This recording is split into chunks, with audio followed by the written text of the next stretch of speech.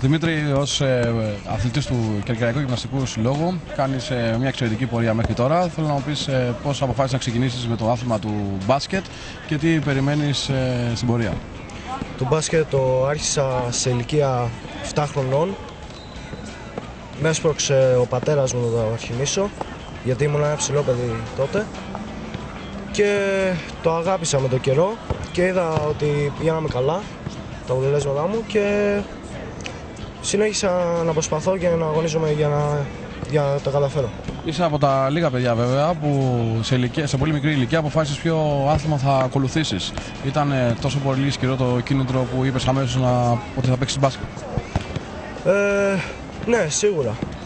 Από μικρός προπονούμουν συχνά και το ήθελα μέσα μου κιόλας να γίνω παίκτης μπάσκετ. Παρότι ο πατέρας σου ήταν ποδοσφαιριστής. Ναι, ο πατέρας μου είχε ασχοληθεί με το τομέα του ποδοσφαίρου. Εντάξει, εγώ ήθελα να ασχοληθώ με ένα άλλο τομέα, αυτό ήταν το μπάσκετ και αυτό θα συνεχίζω να κάνω. Πες μου λίγο πώς είναι το πρόγραμμά σου, γιατί νομίζω ότι έχεις βάλει πολύ ψηλά το πύχη. Πώς μπορείς να το επεξεργαστείς στο σχολείο, στα μαθήματα και στο μπάσκετ? Εντάξει, οι ώρες είναι μειωμένες γιατί προπονούμε και μεσημέρι και βράδυ. Προσπαθώ να είμαι συνεπής και στο σχολείο, κάτι που δεν είναι εύκολο βέβαια. Σκληρή δουλειά και όλο καλά. Σε αυτή την ηλικία που βρίσκεσαι εσύ που είσαι μόλις 14 ετών, σε ποιους τομείς δουλεύετε περισσότερο, πού πέφτει το βάρος στην προπόνηση? Στα βασικά του αθλήματος. Χωρίς τα βασικά δεν μπορεί να παίξεις κανείς μπάσκετ και μετά με το χρόνο όσο βελτιώνεις προχωράς. Πλέον το μπάσκετ εδώ στην Κέρκυρα δεν φημίζεται, αλλά κατά καιρούς έχει βγάλει πάρα πολλούς μεγάλους παίχτες, όπως είναι ο Γάγιος ο Σκορδίλης, όπως είναι ο Λίνο Χρυσικόπουλος. Θεωρείς ότι αυτοί οι δύο παίχτες που ξεκίνησαν εδώ από την Κέρκυρα είναι τα ιδάλματά σου προς το παρόν για να κάνεις το βήμα παραπάνω? Εντάξει, σίγουρα θέλω να γίνω σαν τα παιδιά, γιατί και αυτοί είναι από την Κέρκυρα και ξέρω τι δουλειά έχουν κάνει για να φτάσουν όσο εκεί που βρίσκονται. Είναι δύο παιδιά που έχουν ρίξει πολλή δουλειά στο δομή τους και ελπιστώ να γίνω σαν κι αυτούς. Είπες πριν ότι αυτή την περίοδο, σε αυτή την ηλικία δουλεύετε τα βασικά. Θέλω να μου το εξηγήσεις λίγο, αν δουλεύεις σε δύναμη, τεχνική. Πρώτα απ' όλα δουλεύεις στο χειρισμό της μπάλας, να έχεις μια καλή τρίπλα, το shoot, η πάσα. Μετά όσο προχωράς πηγαίνεις στην άμυνα και μετά μαθαίνεις καινούρια κόλπα. Και μετά τώρα για όσο αφορά δύναμη είναι αναλόγως τι χρειάζεσαι.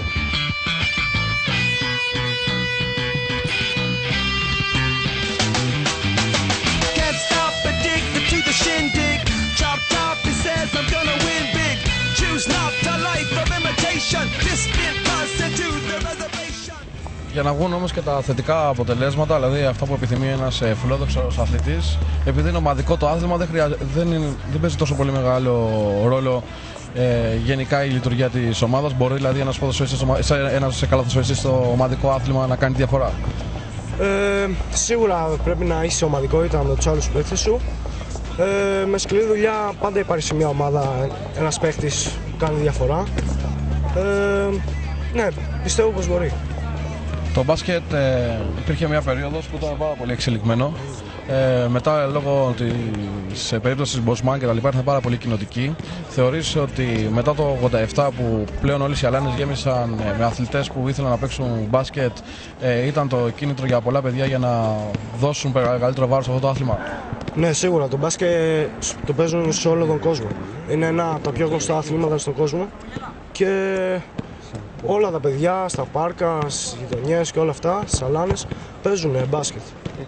Εσύ παρακολουθείς το μπάσκετ όχι μόνο εδώ τοπικά, δηλαδή βλέπεις NBA, βλέπεις τις μεγάλους παίχτες, βλέπεις Ευρωλίγκα κτλ. Για να μπορείς να μάθεις κάποια πράγματα και από εκεί? Ναι, σίγουρα παρακολουθώ όλους τους αγώνες, και Euroliga και Α1 και NBA, πολλά. Μόνο έτσι μπορείς να μάθεις και παίρνεις και εμπειρίες κιόλας, γιατί βλέπεις τους άλλους παίχτες, πώς κινούνται μέσα στο γήπεδο, πώς παίζουν, αυτά. Η αγαπημένη σου θέση ποια είναι, πού μπορείς να αποδώσεις καλύτερα? Εγώ από μικρή ηλικία άρχισα να παίζω guard σε θέση 2. Τώρα έχω αναγκαστεί λόγω της τρίπλας μου να βγω και στη θέση 1, playmaker. Εντάξει, έχω μάθει να παίζω πιο καλά τη θέση 2, αλλά σίγουρα ένας παίκτης για να παίξει μπάσκετ πρέπει να ξέρει όλες τις θέσεις.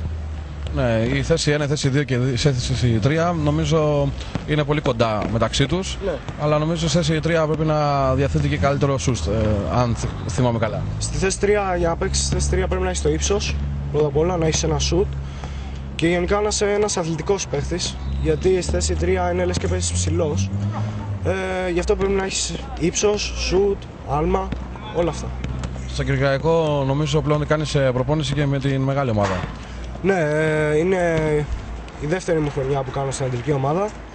Πέρσι στην Α2 ΣΚΑΔΕ, φέτος στην Α1. Προπονούμαστε καθημερινά και ευελπιστώ να πάμε όσο πιο ψηλά μπορούμε. Θεωρείς ότι μπορείς ακόμη και τη νέα περίοδο να κάνεις το βήμα παραπάνω? Ναι, σίγουρα.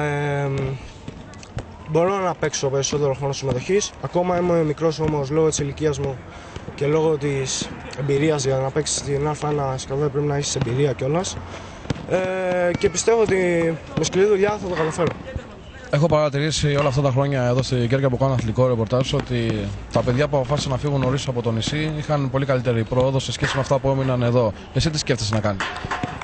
Ναι, πιστεύω ότι τα παιδιά που έχουν φύγει από την Κέρκυρα είναι για να παίζουν περισσότερο μπάσκετ. Δηλαδή στην Κέρκυρα δεν έχει τόσο χρόνο για να παίξει μπάσκετ, προπονήσεις και όλα αυτά. Και εγώ σκέφτομαι κιόλας να φύγω του χρόνου. Άμα έχω υγεία και όλα και πάνε όλα καλά, ευελπιστώ να γίνει. Θα συνεχίσεις το σχολείο εκεί φαντάζομαι? Ναι, εκεί. Στα εκπαιδευτήρια Λαμπύρη. Αυτή τη στιγμή έχω μια πρόταση από τον Ίκαρο Καλυθέας. Και άμα πάνε όλα καλά θα είμαι στα τμήματα υποδομής. Είναι πολύ καλή πρόταση με μεγάλα περιθώρια προοπτικής. Ναι, σίγουρα. Εκεί πέρα γίνεται μια πιο οργανωμένη δουλειά. Κάνεις προπονήσεις πιο σκληρές, πιο δυνατές, πιο απαιτητικές και σίγουρα είναι πιο καλά από εδώ πέρα που βρίσκομαι. Πες μου λίγο κάτω από ποιες συνθήκες δουλεύεις, κυρίως όσον αφορά τις υποδομές. Κάνω πολύ προπόνηση στην τρίπλα, στο σουτ. Αυτά είναι τα βασικά μου όπλα κιόλας για να παίξω μπάσκετ. Στην άμυνα, γιατί χωρίς άμυνα δεν μπορείς να παίξεις μπάσκετ. Και σε τεχνική κατάρτιση, όπως είναι η ταχύτητα, το άλμα, η φυσική κατάσταση, όλα αυτά. Όσον αφορά τις υποδομές, τις εγκαταστάσεις. Την ομαδικότητα, γιατί είσαι και βρίσκεσαι και με άλλα παιδιά και μπορείς να δουλέψεις να βρίσκεσαι σε μια ομάδα και εκεί μαθαίνεις να παίζεις ένα οργανωμένο μπάσκετ. Αυτά που βλέπεις στη τηλεόραση όταν σου δίνει ευκαιρία να παρακολουθείς από κοντά τους σε μεγάλους αγώνες, προσπαθείς να τους αφομοιώσεις και στο δικό σου στυλ παιχνιδιού. Και θέλω να μου πεις και ποιο είναι το είδαλμά σου στο μπάσκετ. Ναι, σίγουρα προσπαθώ να τους μιμηθώ. Γιατί μόνο έτσι μπορείς να μάθεις να παίζεις και μπάσκετ. Το είδαλμά μου είναι ένας Ιταλός μπασκετμπολίστας που παίζει αυτή τη στιγμή στο NBA, ο Ντανίλο Γκαλινάρη. Αυτόν τον μπασκετμπολίστα τον γνώρισα πριν 4 χρόνια που έπαιζε στην Αρμάνι, μετά στους New York Knicks και τώρα παίζει στο Denver Nuggets στην Αμερική. Νομίζω είναι πολύ μεγάλο όνομα, αλλά θέλω να μου κάνεις και ένα σχόλιο, επειδή κατάλαβα ότι παρακολουθείς πάρα πολύ κοντά το μπάσκετ, για τις ομάδες της Ελλάδας που παίζουν στην Ευρωλίγκα, τον Ολυμπιακό και τον Παναθηναϊκό. Σίγουρα ο Ολυμπιακός και ο Παναθηναϊκός θα είναι μία από τις καλύτερες ομάδες στην Ευρώπη. Αυτό γίνεται γιατί γίνεται μια πολύ οργανωμένη προσπάθεια εκεί πέρα και φέρνουν παίχτες, γνωρίζουν το μπάσκετ οι άνθρωποι που είναι στο Παναθηναϊκό και στο Ολυμπιακό και θα έχουν πάντα, πιστεύω, μια πολύ καλή πορεία στην Ευρώπη αλλά και στην Ελλάδα. Για να προχωρήσει ένας νέος αθλητής σε ένα παραπάνω επίπεδο, θεωρώ ότι χρειάζεται και στήριξη από όλους και κυρίως από την οικογένεια. Εσύ τι στήριξη έχεις? Σίγουρα, εμένα με στήριξαν και οι φίλοι μου και η οικογένειά μου και οι προπονητές μου. Πρώτα απ' όλα θέλω να ευχαριστήσω τον πατέρα μου κιόλας, γιατί με στήριξε σε όλη την πορεία ακόμα μέχρι εδώ που βρίσκομαι. Κάθε μέρα ήταν στις προπονήσεις μου, κάθε μέρα βρίσκονταν στα παιχνίδια, ακόμα και αν έπαιζα εκτός της Κέρκυρας. Και για να προχωρήσουν τα παιδιά θέλει πολύ σκληρή δουλειά. Πάρα πολύ. Αν και μικρός, το έχεις καταλάβει πάρα πολύ καλά ότι χρειάζεται σκληρή δουλειά.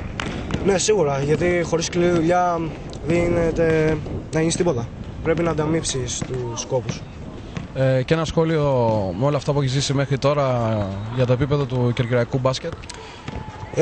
Πιστεύω στο κερκυραϊκό μπάσκετ ότι παρόλο που είναι χαμηλά αυτή τη στιγμή, ότι άμα το πάρουμε πιο σοβαρά θα φτάσει ψηλά, ακόμα και σε κατηγορίες υψηλές. Ταλέντο δηλαδή υπάρχει? Υπάρχουν ταλέντα, απλώς δεν δουλεύουν σωστά στις υποδομές, εγώ πιστεύω. Και νομίζω ότι πρέπει κάποιος να τους δώσει και ένα κίνητρο όπως σου έχουν δώσει εσένα. Σίγουρα, ναι, εμένα μου δώσανε το κίνητρο, βρήκα προπονητές, δουλεύω με αυτούς καθημερινά και τα παιδιά πρέπει να ψάξουν και αυτά, άμα θέλουν να ασχοληθούν με το χώρο του μπάσκετ. Αυτά. Δημήτρη, πολύ σκληρή δουλειά, εντατική δουλειά. Θέλω να μου πεις πού βρίσκεις ελεύθερο χρόνο για να περάσεις με τους φίλους σου κάτι ευχάριστο.